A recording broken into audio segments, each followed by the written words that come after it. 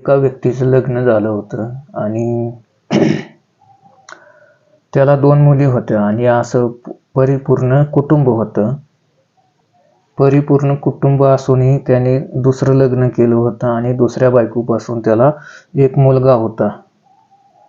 2 बायका आणि 2 कुटुंब असूनही त्याचे अनेक महिलांसंग अनैतिक संबंध होते. तो व्यक्ती खूप महिलांसंग संपर्कामध्ये राहत होता, पण त्याच्या आयुष्यामध्ये अशी एक महिला आली होती. ती महिला खूप अडचणीमध्ये होती आणि तिच्यावर जी वेळ आली ती तिच्या आयुष्यात तिने विचारसुद्धा नव्हता केला. त्याच वेळेस तो व्यक्ती त्या महिलेचा असा काही फायदा घेतो की तो व्यक्ती त्या महिलेचा गैरवापर करून घेतो. तुम्ही पण विचार करण्यास भाग पडाल की कोणावर विश्वास ठेवायचा आणि कोणावर नाही. तर काय आहे संपूर्ण प्रकार आपण या व्हिडिओमध्ये जाणून घेणार आहोत. तर ही संपूर्ण घटना नागपूरमधील आहे आणि नागपूर शहरामधील एक परिसर लागतो कोणकेश्वरी. या परिसरात कोणकेश्वरी या परिसरामध्ये एक व्यक्ती राहायचा. तो त्याच्या पत्नीसोबत आणि 2 मुलांसोबत राहायचा आणि त्याच्या बाजूला त्याचे कुटुंब होते आणि कुटुंब त्याचे आई वडील राहत होते, पण हा आई वडिलांपासून विभक्त राहत होता, वेगळा राहत होता. जास्त करून हा व्यक्ती आजारीच राहायचा, सारखा आजारीच असायचा आणि त्यामुळे त्याचे निधनही झाले आणि त्याच्या जे पत्नी आणि त्याच्या 2 मुलांवर दुःखाचा डोंगर कोसळल्यासारखं झालं आणि परत ती त्या दुःखामधनं सावरून स्वतः जगण्याला म्हणजे जगायला ती सक्षम व्हायला लागली आणि ह्यातून ती स्वतःला सांभाळून ती परत एकदा आपलं आयुष्य जगण्यासाठी म्हणजे तयार झाली आणि तिला असं वाटत होते की आता तिच्या पाठीमागं 2 मुलं होती आणि त्या 2 मुलांच्या आणि तिच्या उदरनिर्वाहासाठी तिने सासू सासऱ्यांकडे जी त्यांची फॅमिली असेल त्यांच्याकडे तिने जी प्रॉपर्टी असेल त्याची मागणी केली. पण तिच्या सासरचे जे लोक होते त्यांना हा जो मुद्दा होता प्रॉपर्टी वाटण्यासाठी त्यांना अजिबात मान्य नव्हता आणि ती महिला जवळच्या एका पोलीस स्टेशनमध्ये गेली आणि तिथे तिने जी तक्रार होती, जी कंप्लेंट होती ती नोंदवली.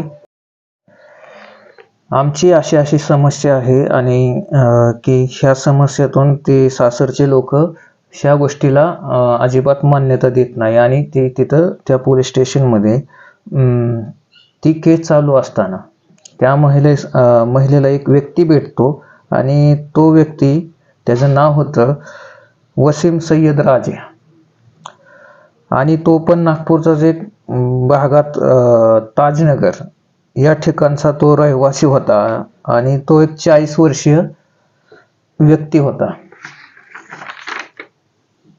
आणि तो वसीम जो भेटतो ह्या महिलेला तो अशाच महिलांना टार्गेट करतो आणि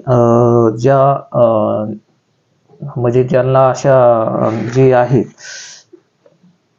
ज्या महिला जास्त प्रॉब्लेममध्ये आहेत, ज्या महिला आणि अशा महिलांना तो टार्गेट करायचा आणि त्यांची प्रॉपर्टी घ्यायचा, त्यांचे पैसेही घ्यायचा आणि त्यांचा गैरउपयोग करून तो हे सगळे व्यक्ती त्या व्यक्तीची सगळी कामं ही असले 2 नंबरची लबाडीची कामं होती.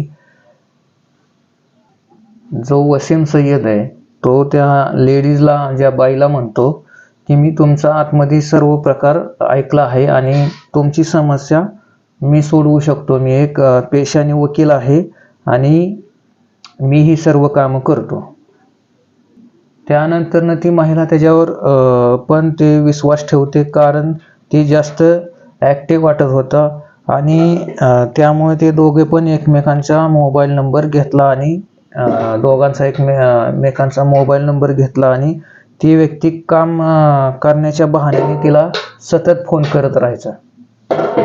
तिला वारंवार फोन करायचा आणि कामाव्यतिरिक्त तो व्यक्ती त्या बाईसोबत दुसऱ्या गोष्टी करत होता आणि ह्या दुसऱ्या गोष्टी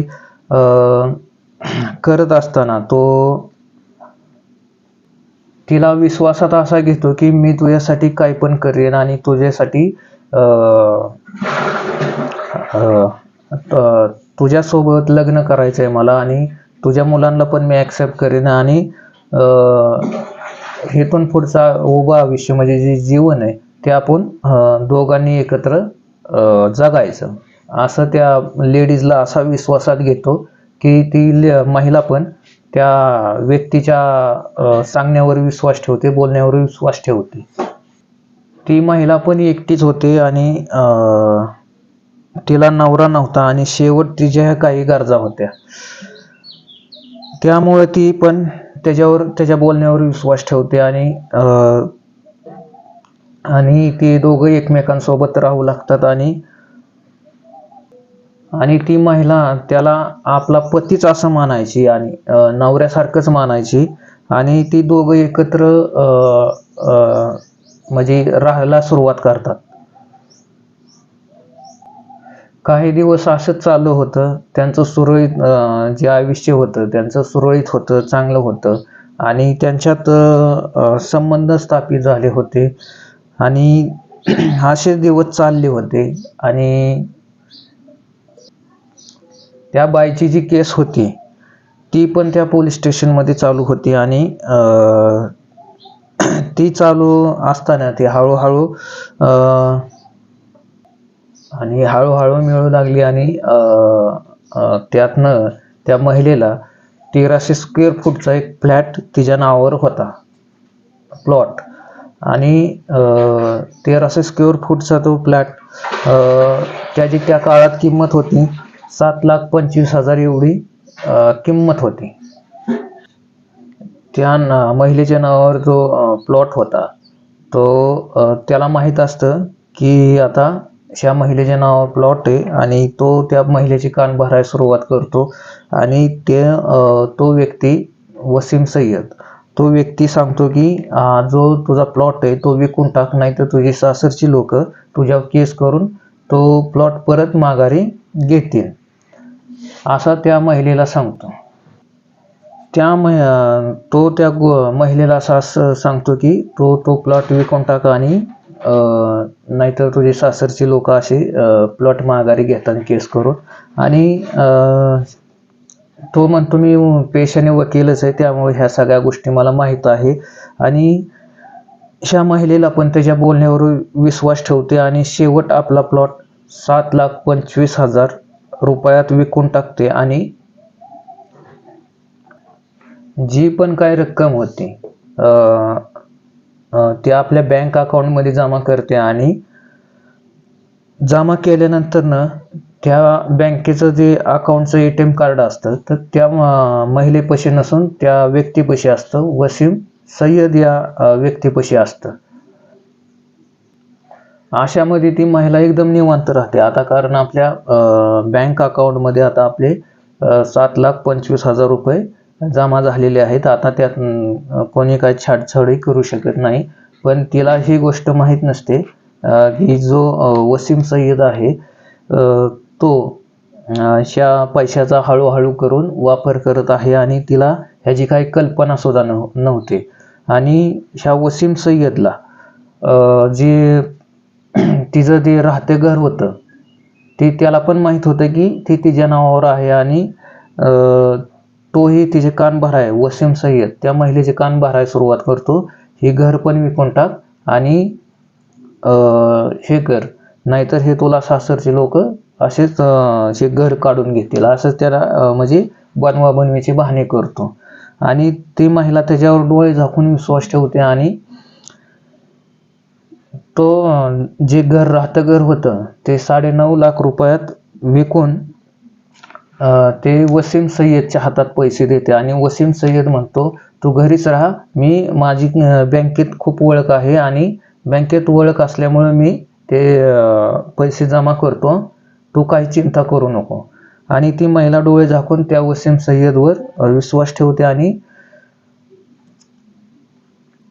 जो वसीम सय्यद आहे तो पैसे घेऊन गेल्यानंतर तो सर्व पैसे खर्चून टाकतो आणि ह्या महिलेला वाटतं पहिले 7,25,000 आणि हे आत्ताचे 9 लाख आपले टोटली पैसे भरपूर आहेत आणि जवळजवळ 15-16च्या आसपास अराउंड एवढी रक्कम आहे आणि ती निवांत राहते ह्या सर्व ह्याच्यातनं. आणि एक दिवस त्या महिलेला पैशाची गरज भासते आणि ती बँकेत जाते आणि बँकेत गेल्यानंतर ती ज्यावेळेस आपला अकाउंट चेक करते तर त्यात 1 रुपया सुद्धा त्यात शिल्लक नसतो. आणि तर ती महिला आणि त्या वसीम सय्यदचे असे भांडणं होतात की त्या भांडणातनं वसीम सय्यद जो असतो तो त्या महिलेवर हात उचलतो आणि त्या महिलेला ती सहनच होत नाही. कारण ती महिला अशी विचार करते की तो तर माझ्यासंग लग्न लावलेला पण नाही, म्हणजे माझ्यासंग त्याने लग्न पण नाही लावलेलं आणि मला असा माझ्यावर हात उचलतो आणि माझ्या नवऱ्याने गावा माझ्या संग असं केलेलं नाही आणि माझ्यावर हात आजपर्यंत उचललेला नाही. तर ती जी महिला आहे ती महिला तिथं त्या महिलेला माझेच सगळं, म्हणजे ती महिला अशी विचार करते की सर्व माझेच पैसे घेऊन माझ्याच हे करतोय, ह्याने पैसे चोरून घेऊन गेला आणि हे केलंय, माझ्यावरच हात उचललाय. आणि ती महिला शेवटचं डिसिजन असे घेते की त्याच परिसरात बोलते रोड या पोलीस स्टेशनमध्ये त्या ठिकाणी जाऊन ती महिला त्या वसीम सय्यद ह्याच्या नावाने एक कंप्लेंट नोंदवते आणि वसीम सय्यद त्याला तिथं पोलीस अटक करतात. आणि अटक केल्यानंतरनं तो अटक झाल्यानंतर वसीम सय्यद पोलिस त्याकडं म्हणजे त्याच्याकडून माफीनामा लिहून घेतात आणि दोघांना तिथून सोडून देतात. आणि तिथून गेल्यानंतर हे दोघं परतही एकत्र राहतात आणि दोघांमध्ये जसं पूर्वीसारखे जसे संबंध होते, जसे हसी खुशी राहत होते आणि तसं जीवन काटत होतं. आणि ह्यातून काय होतं, जो वसीम सय्यद होतं त्याला त्याची 2 लग्न झाली होती पूर्वी आणि तो पहिलाच एक त्याला पहिलीच एक बायको होती आणि त्या बायकोपासून त्याला 2 मुली होत्या आणि एक मुलगी होती 21 वर्षाची आणि दुसरी 2 नंबरची मुलगी होती 19 वर्षाची. आणि मोठ्या मुलीचं लग्न झालं होतं आणि त्याचं हे झालं एक कुटुंब. आणि दुसरं कुटुंब होतं ते त्याचं त्या 2 नंबरच्या बायकोला जी होती तिचं नाव होतं पिंकी आणि पिंकी एक 11 वर्षाचा मुलगा होता. आणि ह्याच्या व्यतिरिक्त पण त्याचं बाहेर अशा अनेक बऱ्याचशा महिलांबरोबर असे काही संबंध होते, बरेचसे अनैतिक संबंध होते. आणि हा वसीम सय्यद राजा हा फक्त असेच फसवेगिरीची कामं करायचा आणि फसवेगिरीच्या कामात भरपूर असे कामं केली होती, त्यातून त्यांनी भरपूरशा अशा महिलांचा फायदा उचलला होता. आणि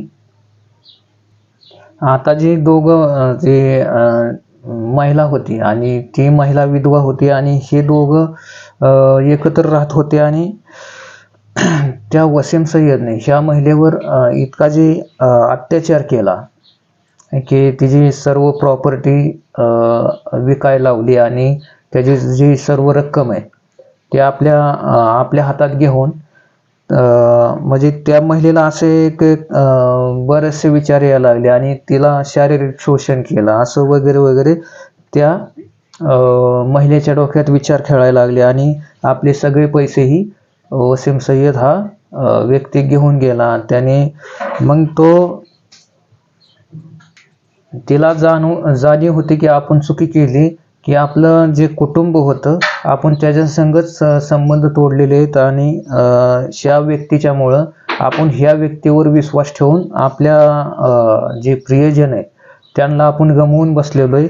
आणि ह्याच्यातून त्या महिलेकडं ना घर होतं ना प्लॉट होता ते काय, आणि बँकेत 1 रुपया पण शिल्लक नव्हता. आणि ती खूप महिला इतकी जी परेशान झाली की शातून ती महिला परत पोलीस स्टेशनमध्ये जाते. आणि पोलीस स्टेशनमध्ये गेल्यावर सॉरी जरा मागं येतो. ती महिला आहे का नाही, त्या महिलेला असा विचार येतो की आपण ह्याच्यावर विश्वास ठेवून आपण हे एवढं आपल्या नातेवाईकांना, प्रियजनांना असं जे आपण हे केलेलं आहे, त्यामुळे आपण आता कुठलंच राहिलो नाही. आणि ती महिला असं एक पाऊल उचलते की ती महिला डायरेक्ट बोडकेश्वरी पोलीस स्टेशनमध्ये जाते आणि तिथं ही कंप्लेंट नोंदवते.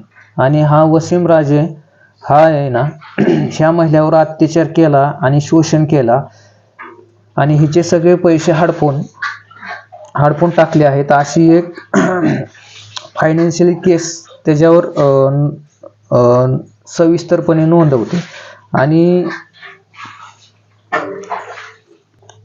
त्यानंतरनं पोलिसांनी त्याला अटक करून त्याच्यावर योग्य ती कारवाई करून त्याला अजून ते कारवाई करत आहेत, म्हणजे योग्य ती कारवाई करत आहेत अशा. आणि ह्याच्यातून ही घटना सांगणे म्हणजे तुम्हाला फक्त सावध करणे आहे मित्रांनो. आणि कोणावर विश्वास ठेवायचा आणि कोणावर नाही, ह्या घटनेतनं तुम्ही ही सविस्तर समजून घ्या, समजून जावा ही, कारण घटना अशी भयानक आहे. तर आजच्या व्हिडिओमध्ये इथेच थांबतो आणि तुमची रजा घेतो आणि भेटूया परतच्या व्हिडिओमध्ये. धन्यवाद.